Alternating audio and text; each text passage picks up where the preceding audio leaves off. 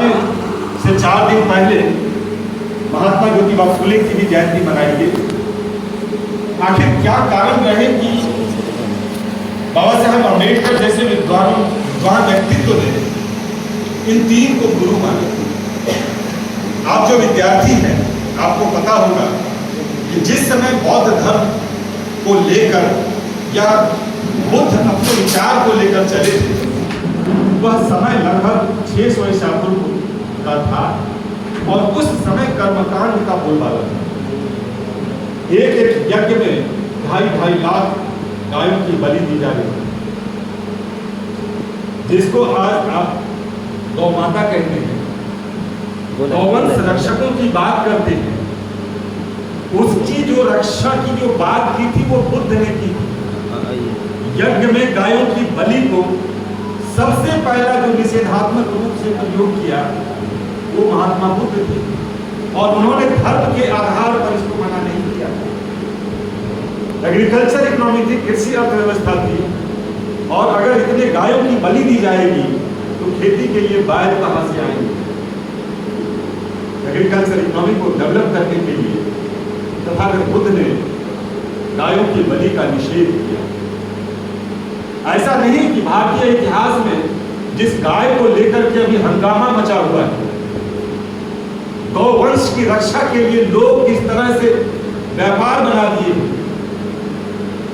ऋग्वेद में जो अतिथि आते थे, आपको पता होगा कि विशिष्ट रूप में जो उसे भोजन दिया जाता था वह गाय का मांस है। इसीलिए अतिथियों को गोहंता कहा गया। लेकिन अगर ये बात उठती है तो फिर ये राजनीतिक रूप लेता है। हम प्रोफेसर्स हैं, हम पॉलिटिशियन नहीं हैं, हम इतिहास की खोज करते हैं और इतिहास को फिर से लिखने की व्यवस्था करते हैं। तथागत बुद्ध ने एक व्यवस्था दी, एक ईश्वरीय व्यवस्था को, जिसको यह मान लिया गया था कि इस सृष्टि का आधार वही है। तथागत बुद्ध ने उसको एक सिरे से खारिज किया और कहा पदार्थ परिवर्तनशील है। जिस गीता में यह बात कही गई कि नैनम चित्रंति शास्त्राणि नैनम दहति पाप, आत्मा के बारे में बात कही गई, उसी को चार्वाक ने खंड किया कि जिस पुनर्जन्म की बात आप कर रहे हैं, अगले जन्म में आपको इस जन्म का कर्मफल मिलेगा। चार्वाक कहते हैं या शिवे ताजिवेतम ऋणं कृत्वा कृतं विवेतम भस्म भूतस्य देहस्य पुनरागमनं। और समूची वैदिक ब्राह्मण संस्कृति का आधार पुनर्जन्म पर आधारित रहा। और इसी पुनर्जन्म को लेकर जो मैं आगे बात करूंगा कि बाबा साहब ने 2 बिंदुओं पर दर्शन में अपने स्थान दिए। वह था मोक्ष और मुक्ति के सवाल, जिस पर कि मैं बाद में आऊंगा। तथागत बुद्ध से उन्होंने तर्क ज्ञान को लिया, बुद्धि को लिया। संत कबीर से, जो मध्यकालीन भारत के कवि थे, भक्त थे और समाज को बदलने में उनकी महत्वपूर्ण भूमिका रही, उन्होंने देखा कि सामाजिक व्यवस्था में जो जाति की जो स्थिति है वह बहुत दयनीय है। इसीलिए कबीर कहते हैं, जात न पूछो साध की, पूछ लीजिए ज्ञान, मोल करो तलवार की, कौन रहन दो ज्ञान। न केवल कबीर ही जाति की बात करते हैं, बल्कि रैदास कहते हैं, जात जात में जात है, जो केवल ने पाओ। महात्मा ज्योतिबा फुले अपने समय में आते हुए वो देख रहे हैं कि आखिर ये गुलाम क्यों, और गुलामगिरी को आप जरूर पढ़िए। क्योंकि मैं यहाँ पर केवल कुलपति चढ़ाकर जाने वाला नहीं, मैं एक रास्ता आपको बताऊंगा। हो सकता है आप जानते हो, एक किताब केवल आप गुलामगिरी पढ़िए। मैं 3 किताब सजेस्ट करता हूँ कि पहला बाबा साहब अम्बेडकर का जाति विनाश पढ़िए, जाति का विनाश, एनिहिलेशन ऑफ कास्ट। और दूसरी अगर कोई किताब पढ़नी हो तो महात्मा ज्योतिबा फुले की आप गुलामगिरी पढ़ें। आपको एहसास होगा कि जिस जमाने में कबीर जाति से लड़ रहे थे, उसके 600 वर्ष बाद भी बाबा साहब को उसी जाति से लड़ना पड़ा। महात्मा ज्योतिबा फुले को शिक्षण संस्थान की स्थापना के प्रयास करने पड़े और उनकी पत्नी जिनको कि भारत का प्रथम शिक्षिका घोषित किया गया, आपको बहुत हैरत होगी कि जो हमारे भारतवर्ष में जिन्होंने आधुनिक शिक्षा की नींव रखी महात्मा ज्योतिबा फुले ने, उनके दिवस पर कोई भी शिक्षक दिवस नहीं मनाया जाता। इसलिए नहीं मनाया जाता कि वो जाति से माली थे। अगर वो ब्राह्मण होते तो वो शायद शिक्षक दिवस उनके मनाया जाता। आपको आपत्ति होगी मेरी बात से, मुझे इसकी कोई परवाह नहीं है। फेसबुक लाइव है, दुनिया से गालियां आएंगी, लेकिन जो सही है वो मैं कहूंगा। बाबा साहब 3 गुरु बनाए, तथागत बुद्ध को, संत कबीर को और महात्मा ज्योतिबा फुले, और ये इन तीनों का दर्शन बाबा साहब अम्बेडकर में हम पाते हैं। आप कल्पना कीजिए कि 1936 में लाहौर अधिवेशन में आर्य समाज के संत राम ने जब बाबा साहब अम्बेडकर को न्योता दिया जाति पे बोलने को, तो जब बाबा साहब ने उस पर्चा को लिखा, आर्य समाज जैसे प्रगतिशील लोगों के बीच भी उस पर्चे को स्वीकार नहीं किया गया और कहा कि बाबा साहब इसमें से कुछ बातों को छांट दीजिए, तब मैं आपके इस पत्र को स्वीकार करूंगा। बाबा साहब ने कहा इस पत्र को तैयार करने के लिए जो मैंने मेहनत किया है, अगर आप नहीं पढ़ने देंगे इसके लिए कोई मुझे दुख नहीं होगा, लेकिन इस पत्र को मैं दुनिया के सामने लाऊंगा। मानव कांशीराम को आप जानते होंगे, एक किताब पढ़ करके उन्होंने आंदोलन शुरू किया और समूचे भारत में राजनीति की दिशा बदल दी। सामाजिक न्याय की बात करने वाले बिहार में माननीय लालू प्रसाद यादव जी, मैं उस पर भी बात करूंगा। नीतीश कुमार जी पर भी बात करूंगा।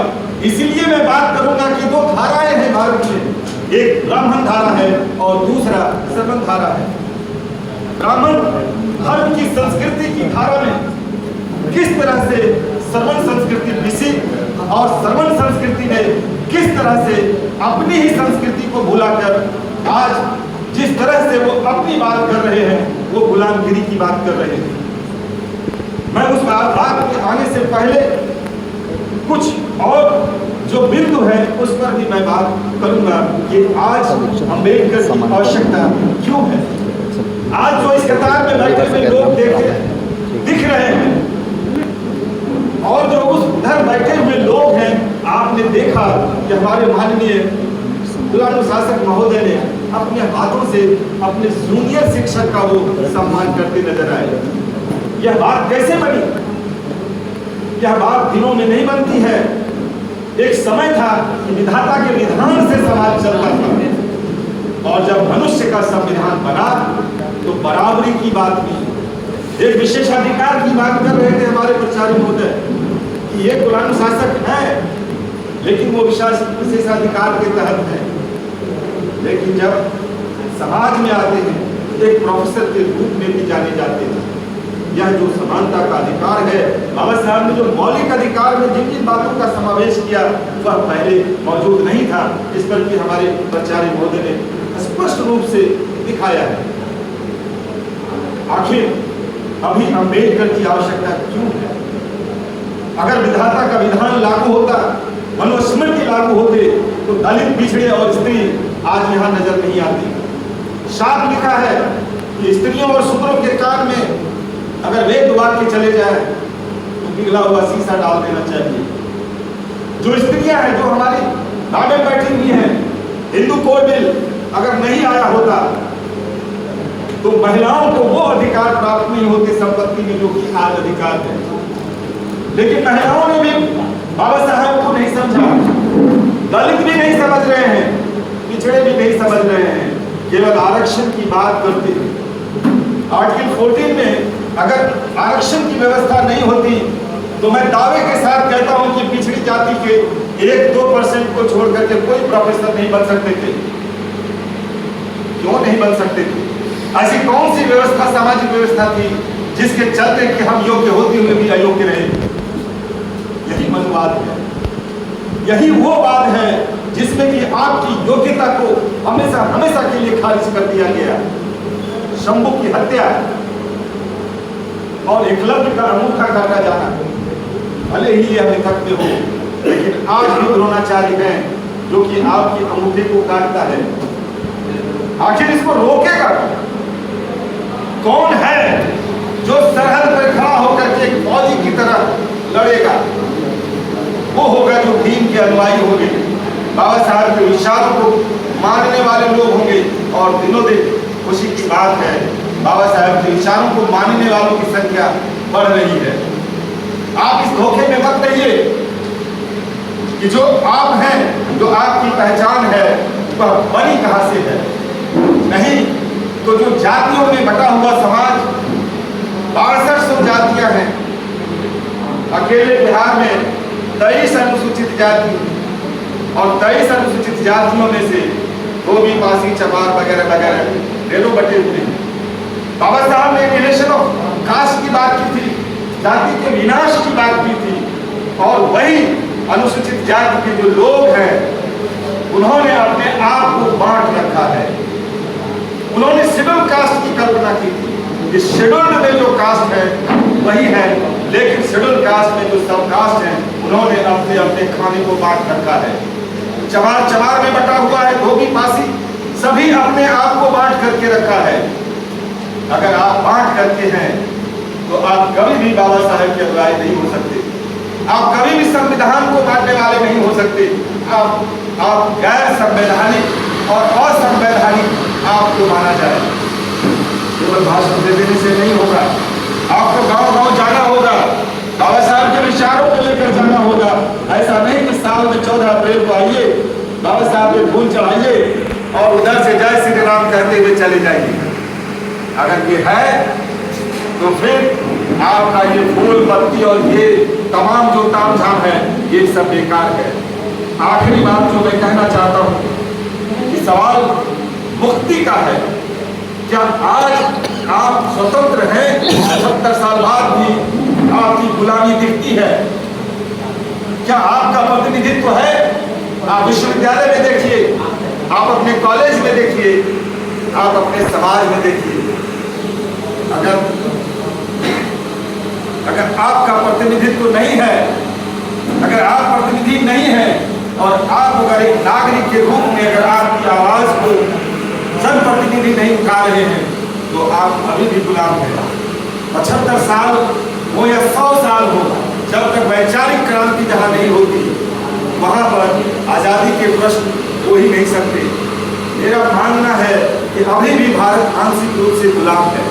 महात्मा ज्योतिबा फुले की जो गुलामगिरी है वो आज भी मौजूद है, जो कि कहीं न कहीं चापलूसी में बदलता जा रहा है। मान्यवर कांशीराम ने साफ कहा था कि जो राजनीति में जो चापलूसी के जो तंत्र बढ़ रहे हैं आने वाले समय में वह आपके लिए बहुत घातक होगा। आज वही हो रहा है। सारे वाद और विचार साइड किए जा रहे हैं।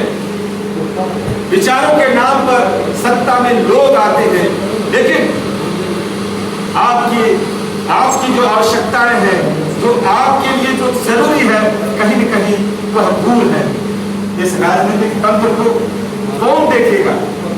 और अगर यह संविधान नहीं होता तो क्या आज आप राजतंत्र में होते और राजतंत्र में होते तो इस तरह से आप खुले मन से बात नहीं कर रहे होते।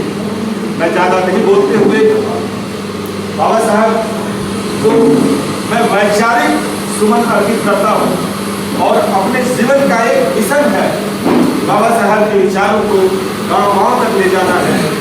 जो सामाजिक न्याय की लड़ाई या फिर जो संविधान में जो सामाजिक न्याय की बात की गई है, जिसको माननीय कांशीराम ने, जिसको श्री नीतीश कुमार जी ने, जिसको श्री लालू प्रसाद जी ने सामाजिक स्तर पर लागू किया, उसको जन जन तक पहुंचाना है। इन्हीं शब्दों के साथ आप सभी को क्रांतिकारी जय